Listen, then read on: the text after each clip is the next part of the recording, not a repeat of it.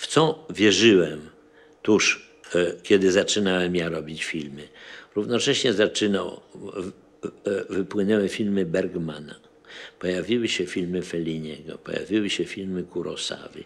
Wielkich mistrzów, którzy potrafili zrobić film, który wszyscy mogliśmy oglądać, cała Europa. Ja kiedyś miałem rozmowę z Kurosawą.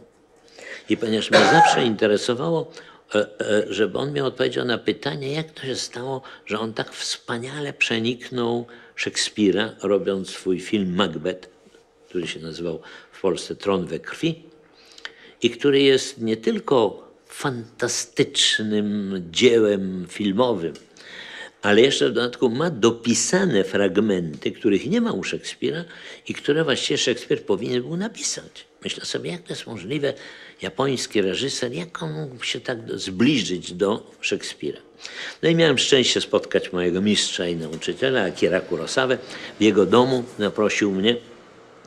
Zadałem mu to pytanie i odpowiedź jego była zupełnie zdumiewająca.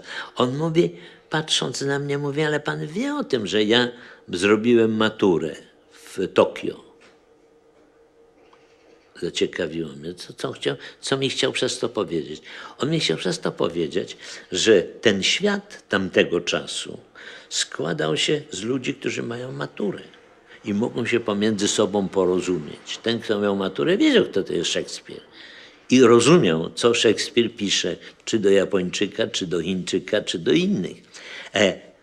Taką samą maturę miał Fellini, taką samą w Rzymie, taką samą maturę miał Bergman w Sztokholmie. Ja nie miałem matury, no ale nadrobiłem, że tak powiem, swoje straty i rozumiałem europejską literaturę. I dlatego on mówi, no to jest oczywiste, rozumiem Szekspira, bo mam maturę.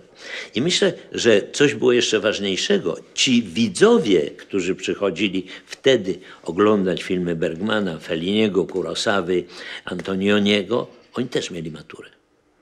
W związku z tym istniało jakieś porozumienie. To była widownia właśnie tego rodzaju kina. No ale ta widownia nagle gdzieś wyginęła, gdzieś właśnie coś się urwało. Ta widownia nie jest zainteresowana, nie czuje się zobowiązana, żeby dowiedzieć się, kto to jest Adam Mickiewicz, jaka to jest sytuacja, którą ja chcę pokazać w moim filmie. 30-40 lat temu, gdybym zrobił taki film, on by wzbudził zainteresowanie w Europie.